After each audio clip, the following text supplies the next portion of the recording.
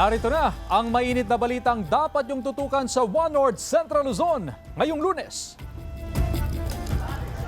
Deputy Tanod nananakit sa ilang menor de edad. Sinuspinde ng 3 buwan. Gataw o paglutang ng mga bangus. Naitala nitong weekend sa ilang palaisdaan sa Dagupan City. Ilang lugar sa Pampanga, binaha dahil sa pag-ulan na sinabayan pa ng high tide. At taas presyo sa diesel at gasolina, nakaamba bukas. Magkano kaya?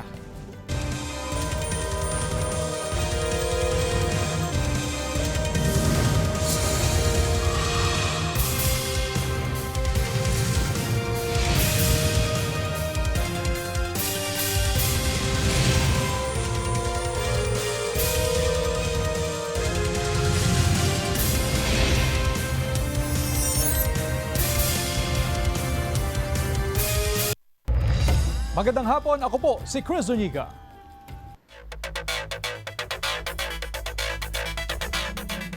Pananakit ng Deputy Tanod sa 2 menor de edad na umano'y sangkot sa pagnanakaw, nakuhanan ng video. Balitang tinutukan ni Jasmine Gabriel Galban.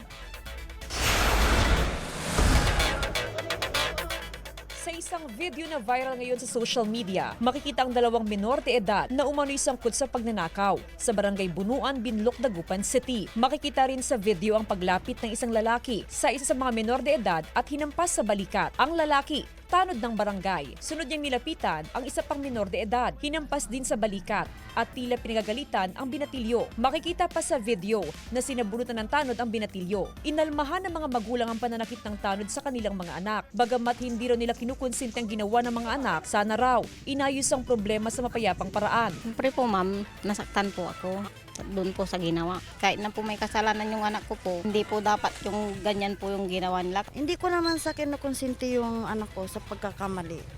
Nasa barangay na po sila. Dapat ayusin na lang, kausapin. Okay lang kung takutin sa pananalita, huwag takutin doon sa pananakit. Kasi masakit po sa amin bilang magulang, ma'am. Suspindido na ngayon ang tanod ng 3 buwan. The following day po, ma'am, doon po siya na one-on-one and then inalam kung bakit na ganun ang ginawa niya. Sabi naman niya, nabiglarang talaga siya. Aminado naman siya na kasalanan po niya. Humingi kami ng legal advice din po. I-coordinate din namin sa PNP and then sa DSWD and the LGU po kung ano yung pwedeng gawin na legal para sa mga bata na yan, lalo na po yung pagdidisiplina ng mga bata, ng mga magulang. Samantala, kasama ang SafeNet team, personal na binisita ni Mayor Belen Fernandez ang mga magulang ng mga menor de edad. Sa social media post ng alkalde, iginiit niyang may tamang proseso na dapat sundin, lalo pat mga menor de edad ang sangkot sa insidente. Kasunod dito ang panawagan sa mga magulang, nagabayan ang mga anak para sa mas magandang kinabukasan. Kasama si Daryl Peralta, Jasmine Gabriel Galban, One North Central Luzon. 34 na LGU sa Pangasinan ang nagpatupad ng class suspension ngayong araw dahil sa nararanasang masamang panahon. Ang detalye sa report ni CJ Torida.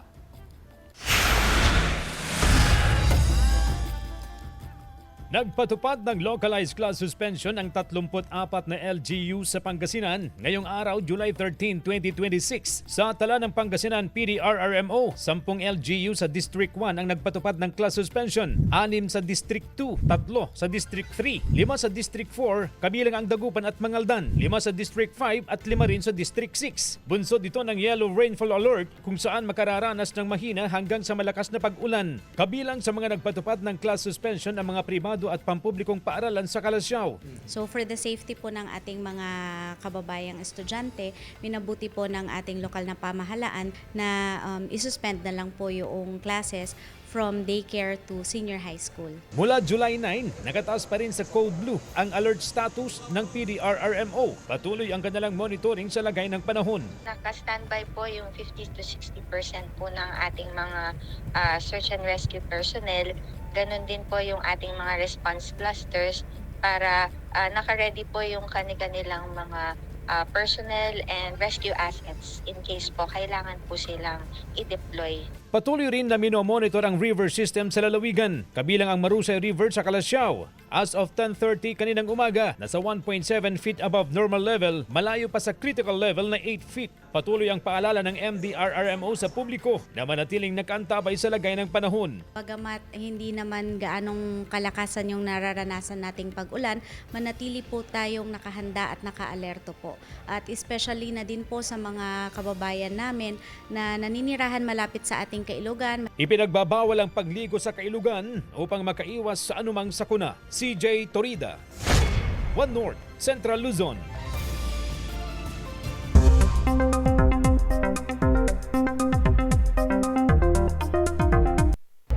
Ilang lugar sa Pampanga binaha dahil sa pag-ulan na sinabayan pa ng high tide. May ulat si Jewel Fernandez.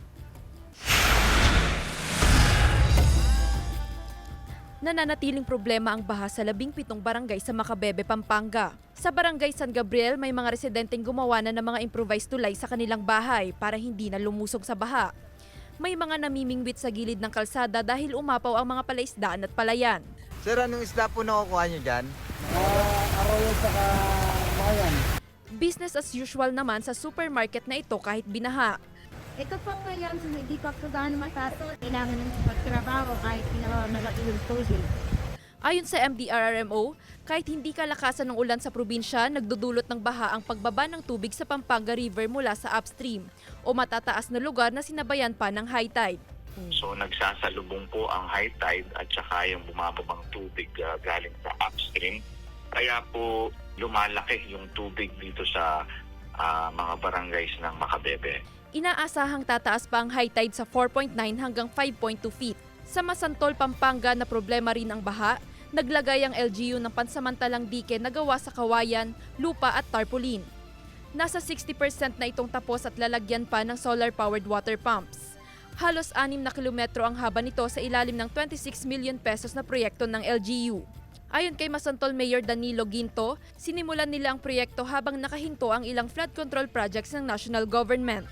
Patuloy ang pagbabantay ng mga otoridad sa sitwasyon sa Macabebe at Masantol. Pinapayuhan din ng mga residente na manatiling alerto at sumunod sa mga abiso ng lokal na pamahalaan. Jewel Fernandez, One North, Central Luzon. Gataw o paglutang ng mga bangus na itala nitong weekend sa ilang palaisdaan sa Dagupan City ayon sa Sea Farm C. Yan ang balitang tinutukan live ni Jasmine Gabriel Galban. Jasmine? Chris, tuloy-tuloy ang monitoring ng BIFAR katuwang ang Sea Farm C para malaman kung gaano nga ba kalawak ang mga palaisdaang tinamaan ng gataw sa Dagupan City.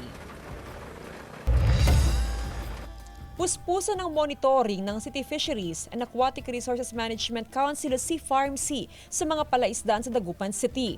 Nitong weekend, nakapagtala ng gataw o paglutang ng bangus sa ilang palaisdaan sa Barangay Pugarot sa Lapingaw.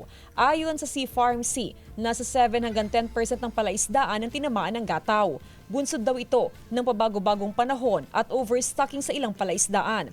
Pero sa kabila nito, hindi naman daw maapektuhan ang pangkalahatang supply ng bangus sa Dagupan City. Saka yung talaga yung panahon, ma'am. Diba pag sobrang init tapos biglang uulan, mababago yung timpla ng tubig, ma'am. Tiniyak ng Samahang Magbabangus sa Pangasinan o SAMAPA na sapat ang supply ng isda sa merkado. Tumataas kasi ang demand sa bangus kasunod ng kukonting supply ng sari-saring isda dahil hindi pa rin nakakapalaot ang mga mangingisda.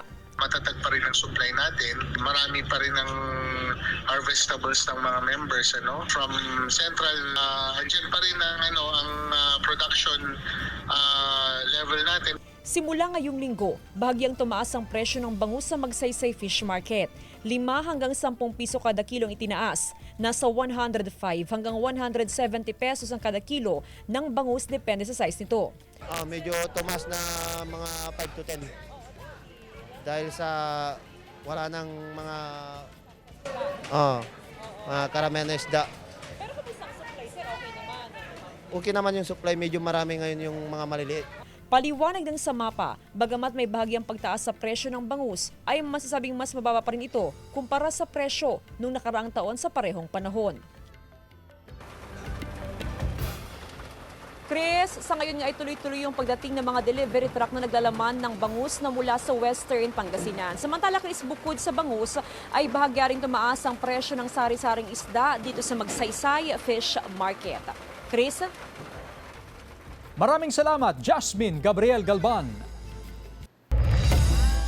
Dahil din sa nararanasang pag-ulan dulot ng habagat, nagkaroon naman ng rockfall sa bahagi ng Cannon Road. Sa video nakuha ng isang motorista madaling araw kahapon, kita ang mga nagkalat na bato sa kalsadang bahagi ng Cannon Road.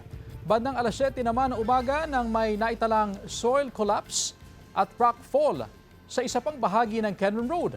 Agad na nagsagawa ng clearing operations ang Department of Public Works and Highways. Nananatiling passable sa light vehicles ang Cannon Road. Dahil sa patuloy na masamang panahon, muling nagbabala ang otoridad sa publiko sa banta ng landslide o rockfall sa lugar.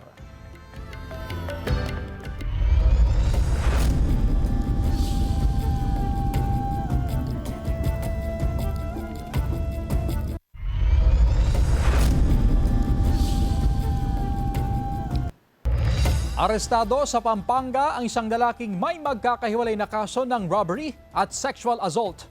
Nakaalerto, CJ Torida.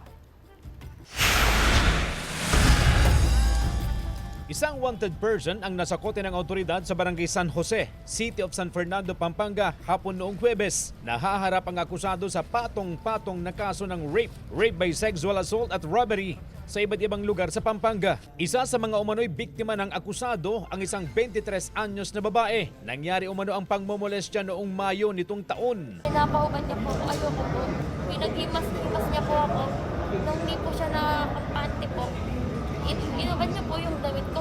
Dinukot din umano at minolestya ng akusado ang isang 11 anyos na babae noong Hunyo 2. Pinakawalan po siya nung lalaki po dahil po ang sabi po is dahil bata ka pa at nakukonsensya daw po siya, binigyan po niya ng 200 yung bata. Ayon sa pamunuan ng Police Regional Office 3, ilang beses nang nakulong ang suspect dahil sa iba't ibang kaso. He admitted itong case sa Angeles. Ngayon may nag-surface na tatlo, isang hinold up, pinasok yung tindahan, yung isang pinutukan, sinakay sa sasakyan, may rape, isang meron bakulot, yung 11-year-old na minolestya. Sana meron pang lumutang para talagang hindi na ito makalabas ng kulungan. Sana raw makamit ng mga biktima ang hustisya sa pagkakaaresto ng akusado. Alam ko po, grabe yung takot nila, trauma. Kailangan naming tapangan. Kung hindi po kami magsasalita, hindi po lalabas to. Sa ngayon, 6 na kaso na may kaugnayan sa rape at sexual assault ang kinakaharap ng akusado. Bukod pa sa mga kasong robbery, sinisikap ng GMA Regional TV na makuhanan siya ng pahayag. CJ Torida, One North, Central Luzon.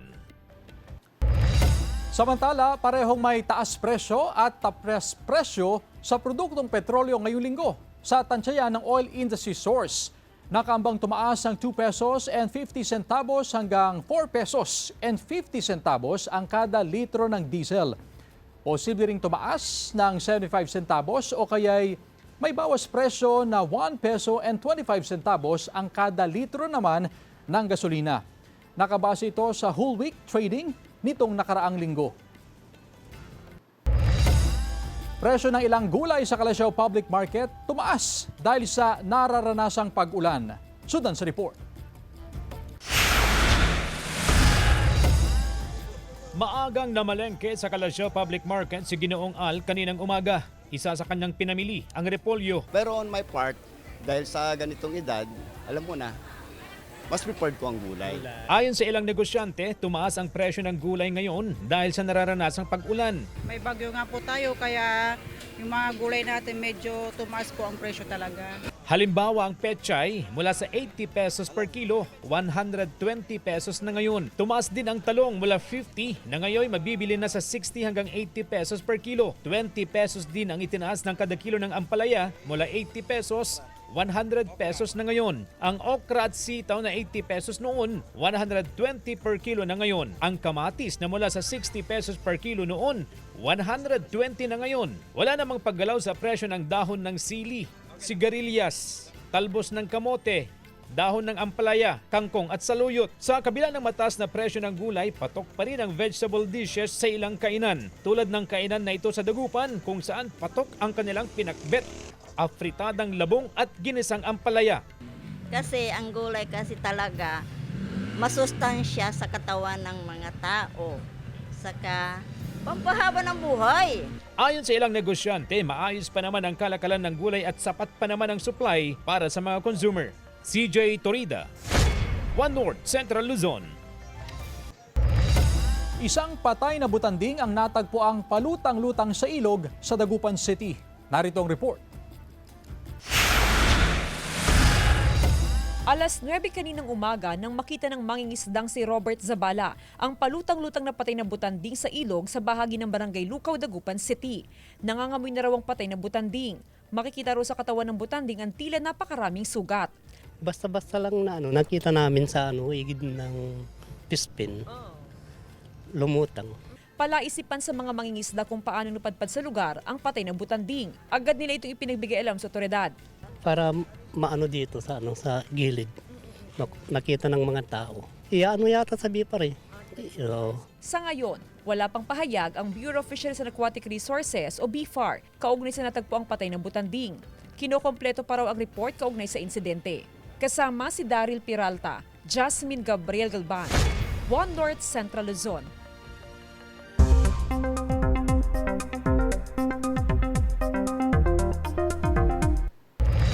Mga kapuso, naging bagyo na ang low pressure area na binabantayan sa labas ng Philippine Area of Responsibility.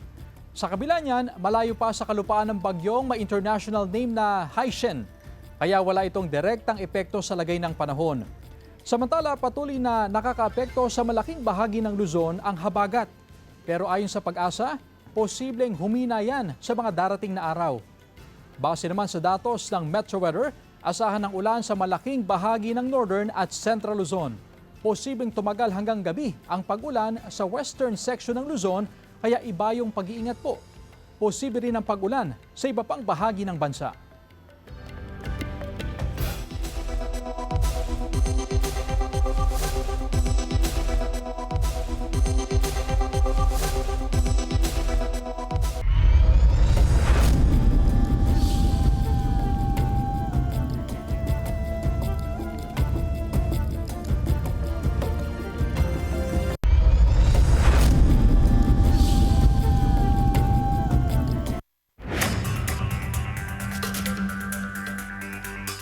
Nasa 10 motorsiklo ang inimpound ng mga pulis nang maaktuhan ang isang iligal na karera o drag racing sa Vergara Highway.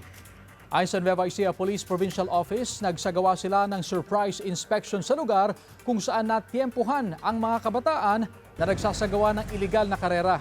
Nang matanaw umano ng mga karerista ang mga paparating na pulis, ay agad silang nagpulasan. Pero may naabutan pa rin ng mga otoridad na ilan sa mga sangkot sa drag racing. Agad na dinala sa istasyon ng pulisya ang mga driver at ang nakumpiskang motorsiklo na karamihay naka-modified pipe ang motorsiklo. Verify ng pulisya kung may mga dokumento at lisensya ang mga driver. Ipinaalala ng pulisya na mahigpit na ipinagbabawal ang drag racing at paglalagay ng may ingay na tambutsyo sa mga motorsiklo. Ito po yung nagdudulot ng aksidente sa mga driver ng mga motorsiklo dahil bawal po talaga ito. Arestado naman ang dalawang lalaki matapos na mahulihan ng 5 kilong pinatuyong dahon ng marijuana sa barangay Alilam Daya, Alilam, Ilocos Sur. Itinuturing na high-value target ang dalawang sospek na edad 22 at 21. Nagkakalaga ng 600,000 pesos ang mga nakumpiskang iligal na droga. Nakuha rin mula sa mga sospek ang budol money, 2 cellphone at ang motorsiklong ginamit sa transaksyon. Maharap sa kaukulang reklamo ang 2 sospek na wala pang pahayag.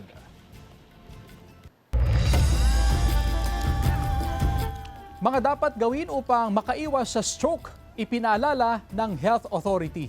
Alamin sa report.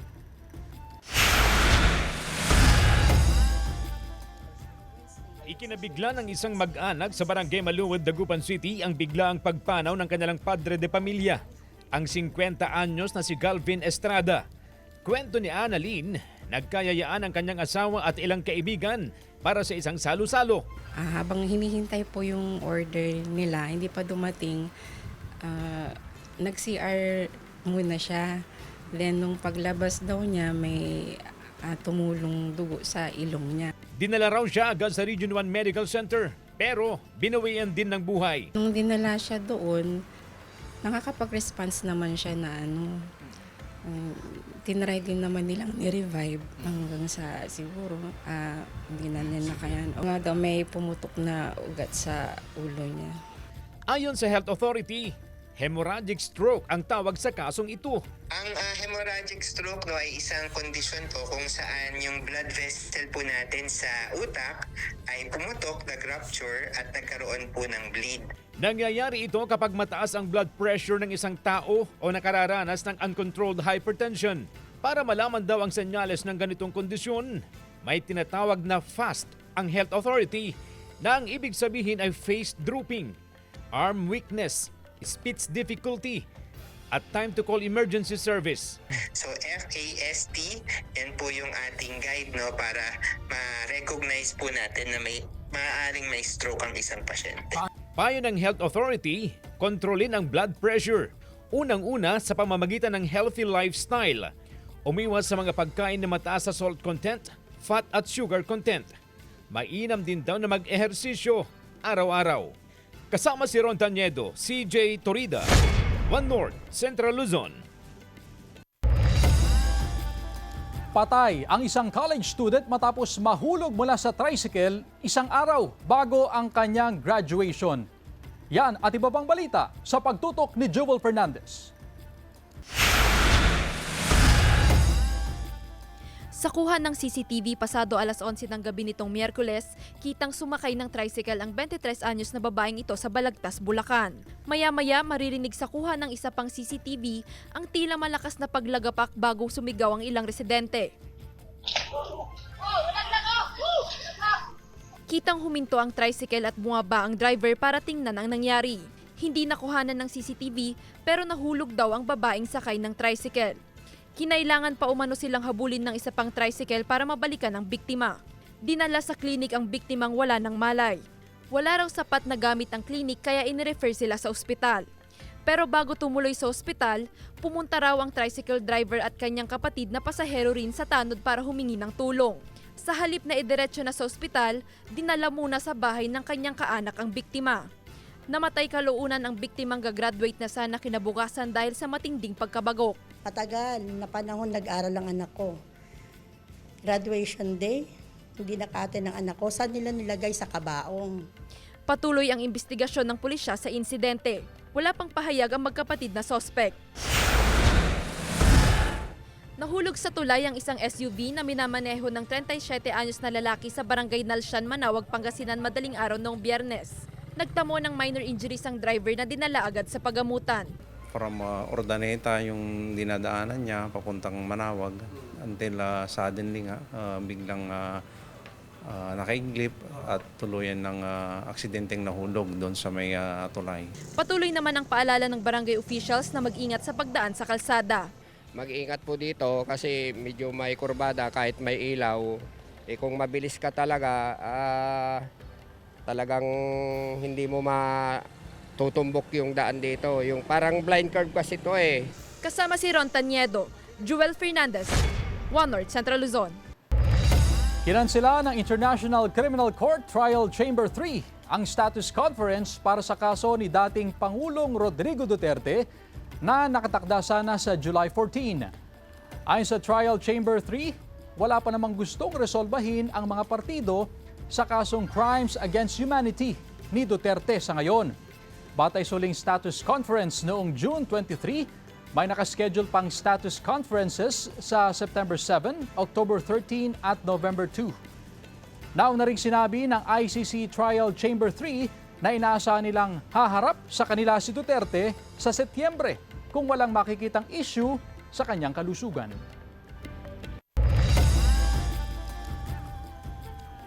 Nagsimula ng dayuhin ng mga turista at residente ang Pantabangan Dam sa Nueva Ecija.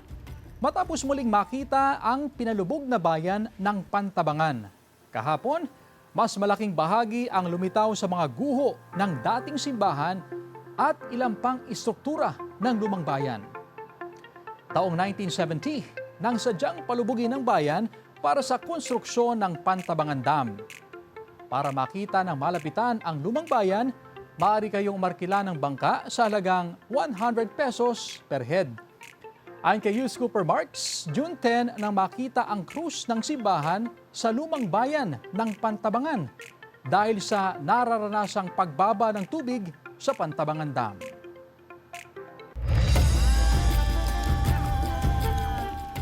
Pang-anim na living centenarian sa Calasiao, Pangasinan, kinilala ng LGU.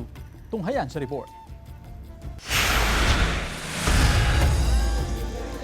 Kinilala ng lokal na pamahalaan ng Calasiao, Pangasinan ang isang centenarian lola na mula sa Barangay Lasip. Siya si Lola Cristina Atienza Cobo na nagdiwang ng kanyang ika-100 kaarawan nito lang Sabado, July 11. Hindi raw nakapag-asawa si Lola Itay, kaya simulat sa pool, mga pamangkin niya ang katuwang niya sa buhay. Bagamat hindi na makatayo at hirap nang makalakad, kakausap po namin pa sila. Maganda ang kanilang pandinig, maganda ang kanilang isipan sa hanggang ngayon. Alam nila yung boses ng nagsasalita. Bilang pagkilala, tumanggap siya ng cash gift mula sa LGU at may darating pa mula sa provincial at national government. Hindi lang po 100 years ang abutin nyo sana, Nana. Kaming dalawa ni Suling ang mag-aalaga sa inyo. Ayon sa Office of the Senior Citizens Affairs ng Calasiao, si Lola Itay ang pang-anim na living centenarian sa bayan. Kabilang dyan ang 109 years old na si Lucky Valentin Untalan ng Duyong. Ang 104 years old na si Lola Josefa Milagros Lopez Vallo ng Nagsaing, Lola Gregoria Versosa Estrada, ang 102 years old ng Talibao, ang 100 years old ng Poblacion West na si Lola Esperanza Zabala Claudio, at meron din 100 years old sa Malabago na si Lola Estefania Cabatbat Ballesteros. Tiniyak ng pamunuan ng OSCA ang patuloy na pagtataguyod ng iba't ibang programa, lalo na sa mga centenarian na nagsisilbing inspirasyon ng bawat senior citizen sa bayan. They're very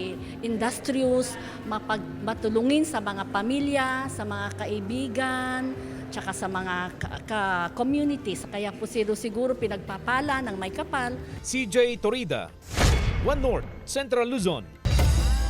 Samantala, mapapanood niyo po ang episode na ito at iba pang pinakahuling lokal na balita sa official website ng GMA Regional TV, www.gmaregionaltv.com. Pwede rin kayo bumisita sa aming official YouTube channel, GMA Regional TV, at i-click ang subscribe button para sa pinaka-maiinit na balita mula sa mga rehiyon. At yan ang mga pinakamalaki at pinakahuling balita sa Hilaga at Gitnang Luzon.